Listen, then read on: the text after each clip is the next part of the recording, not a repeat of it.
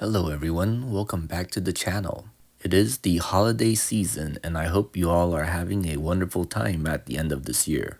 Black Friday really isn't what it used to be, but this year I decided to see if I could buy a new Blu-ray player.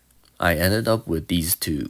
In this video I will compare these two players, one made by Sony and the other by Panasonic, specifically in terms of the features they support, their usability, and any other observations I may have while using them. I am particularly interested in how they handle physical media and video files on removable storage, which in my case is an external SSD.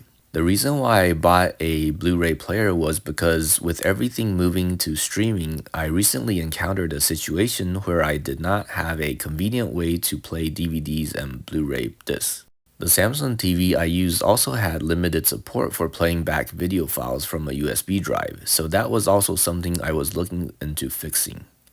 For something that came out in 2006, or 18 years ago, Blu-ray players are still surprisingly quite expensive. Both of these players, while they are very low end, they still cost $65 each, which isn't cheap for something that is bottom of the barrel and built on old technology. They support full HD resolution, but if you want 4K resolution, you'll need to spend at least $200 on a player. Anyways, let's start with an unboxing. Let's start with the Sony player. Sony was the company that developed the Blu-ray format. In fact, they go as far back with optical format technology as CDs, which were also co-developed by them with Philips. They were behind DVDs as well, this time with Toshiba.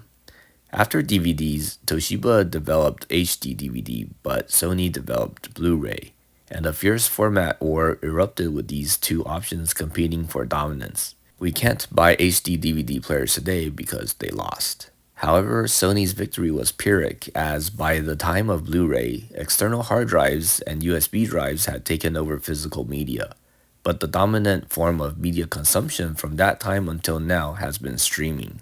Just something else that's interesting in case if you're also looking into buying a Blu-ray player. Sony PlayStations since the PlayStation 3 until the 5, as long as it includes an optical drive, can play Blu-rays. So if you own one, you already have a Blu-ray player. It is interesting to compare what the two companies choose to advertise on the box. For this Sony player, it has a wired internet connection with which you can use Netflix or YouTube. In addition, you can play Blu-ray and DVDs with this player. Other logos that pop up at me on this box, there's HDMI and Dolby if you have a nice audio setup. These are the contents inside the box. We have the player, a remote, batteries for the remote, a power adapter, and paper manuals. Notably, this did not come with an HDMI cable, so you would need to supply one yourself. Looking more closely at this player, the front has the power button, the eject button, an optical drive, and a USB port. We will check the files that this player is capable of playing later. This player is made in Malaysia and the model number is BDP S1700. On the back we have the power jack, an Ethernet port where you can plug in an Ethernet cable to your router for internet access to watch Netflix or YouTube. We have a HDMI port and a digital out coaxial port, probably for audio. It's very simple. Next we have the Panasonic player. Panasonic was not involved in the development of Blu-ray nor HD DVD as far as I know, but I believe for a short time they made HD DVD players. When Blu-ray won, Panasonic switched over to making Blu-ray players. I am personally partial to Panasonic. I find that their products are well made, nice to use, and unlike other companies, they did not really ever have a villain arc, where they were taking advantage of their brand recognition to bully their customers.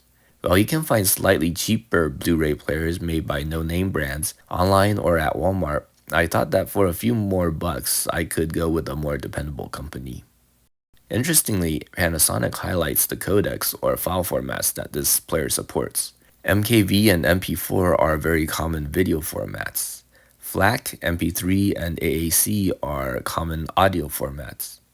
One plus for the Panasonic player is that it has Wi-Fi built in, so there's no need for a physical cable for internet access. Inside the box we have the player, power adapter, remote, batteries for the remote, and paper manuals. Interestingly, there's also no HDMI cable in the box either. Taking a closer look at the player, the front has a power light, an optical drive, and a USB port. The power and eject buttons are on the top of the player. Going around to the back, there's the power jack and the HDMI port. It's very bare bones with just the bare necessities, but most likely that is all you need if you're in the market for one of these. There's nothing on the bottom.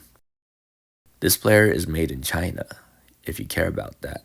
The model number is DMP BD903. Comparing both players, they are very similar in size and weight. The Sony one is slightly thinner but also slightly deeper. Height-wise, they are also very similar. The Sony player is slightly taller, maybe by a quarter's width. Not a very big difference at all. They are both also very light. Either think cheap feeling or portable, your choice. Now let's see how well they work. First, I will connect the Sony player. Let's turn it on and see how long it takes to boot up.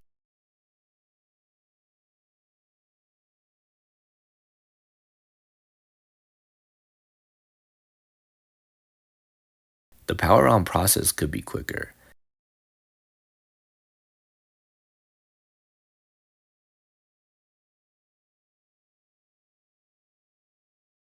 This is the first time I've turned this on, so I'll need to set this up.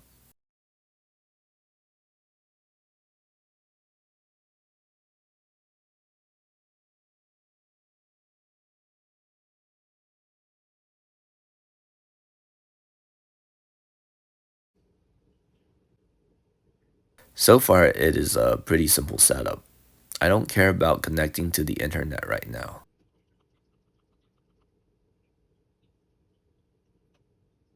Let's move on to the Panasonic player.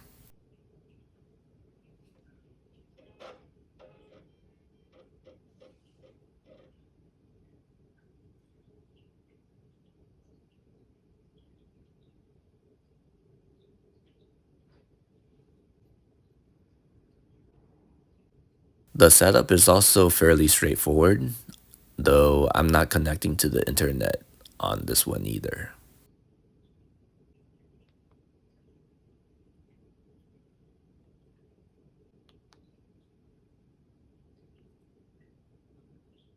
Alright, now let's see what files it can or cannot handle from the USB device.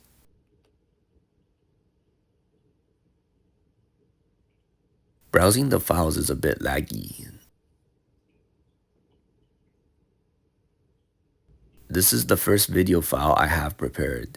This is a MP4 file with H.264 high profile encoding for video and MPEG-4 AAC audio encoding. The resolution is 1280 by 720, so 720p or less than Full HD. I should note that the TV is a 4K resolution Samsung TV. I like that it can upscale the picture to fit the whole screen. No problems at all, though there's no subtitles or multiple audio streams on this video, so I'm unable to test that. Video playback is very smooth, no issues there. One thing I will add is that I find the status display to be very nice. It is very informative and tastefully placed as to not interfere with the video. Next, this is a AVI file with MPEG-4 advanced simple profile encoding for video and MP3 audio encoding. The resolution is 720 by 480, so quite low res. I like that the player is able to upscale this video to take up as much space as possible on the TV. This video has no subtitles, so I'm unable to test support for that, but the player does support the multiple audio streams on this video. It's noticeable that when switching streams, there's a noticeable stutter. Next, this is a MKV file with H.264 high profile video encoding and MPEG-4 AAC audio encoding. The resolution is 640 by 480, so even lower res than the previous video. I think the upscaling is very nice to be able to stretch the small picture up to nearly the whole screen. There's ASS subtitles for this video, which the player supports. No multiple audio streams though, so unable to test that. Next, this is a MP4 file with H.264 high profile video encoding and MPEG-4 AAC audio encoding, like the previous video. The resolution is 512 by 384, probably the lowest resolution video in our test. Interestingly, the encoding and file type are the same as the first video, but the audio cannot be played in this video. No subtitles in this video, so that can't be tested. Once again, the upscaling is doing an incredible job with limited input data.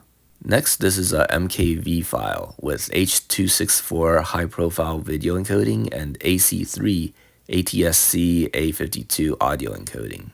The resolution is 720 by 480. No subtitles nor multiple audio streams, so those can't be tested here, but otherwise, playback is fine without any issues, though the audio is noticeably softer than the other videos, perhaps due to the different audio encoding. Next, this is a MKV file with H.264 high-profile video encoding and FLAC audio encoding. The resolution is 1920 by 1080, so Full HD. It is interesting that the subtitles in this video are rendered quite poorly, with some parts sometimes getting cut off. In addition, the subtitles just do not look very nice. There's no multiple audio streams, so that can't be tested, but the main audio stream is playing back without any issues.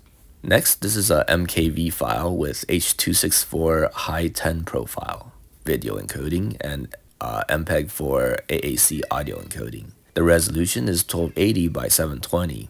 Right off the bat, we can see that the video is rendering with artifacts. The subtitles are rendering better, but it's still sometimes cut off. There's no multiple audio streams for this video neither. Next, this is a MKV file with H.264 high-profile video encoding and FLAC audio encoding. The resolution is 1280 by 720. Subtitles are supported, no audio streams, no issues with this file playback. Next, this is a AVI file with MPEG-4 Advanced Simple Profile video encoding and MP3 audio encoding. The resolution is 704 by 396. No subtitles nor multiple audio streams in this video neither. Otherwise, no issues with the file playback. Next, this is a AVI file with DivX MPEG-4 version 4 video encoding and MP3 audio encoding. The resolution is 512 by 384. This video codec is not supported and the video could not be played. Next, this is a MKV file with H.264 high-profile video encoding and MPEG-4 AAC audio encoding. The resolution is 1920 by 1080. One thing to note is that fast forwarding through this video is painful. It's hard to pinpoint where the video we are at with all the lag. Other than that, we can confirm that multiple subtitle streams are supported as are multiple audio streams. Next, this is a MKV file with H.264 high-profile video encoding and MPEG-4 AAC audio encoding. The resolution is 1280 by 720.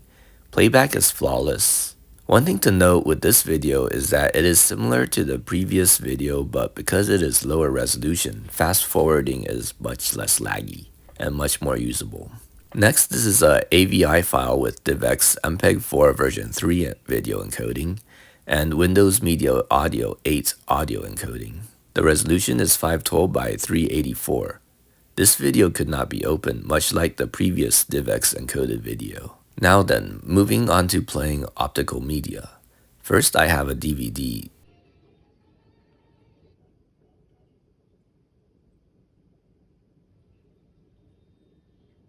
The Sony player handles this with ease. Everything seems to be working.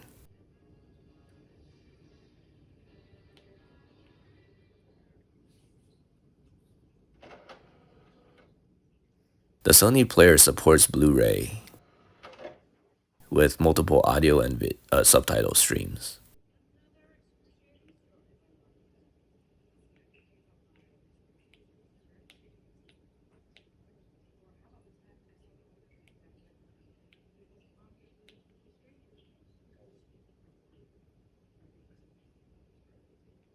The player is not able to play OGG files nor MOV files. Final thoughts on the Sony player. I think its strengths are the menus and displays are intuitive and look good. Its weakness is the file browsing and fast forwarding is laggy and hardly usable. Subtitle display is also poorly implemented. I'd say the Panasonic player behaves very similarly to the Sony player in terms of the files and codecs that it supports.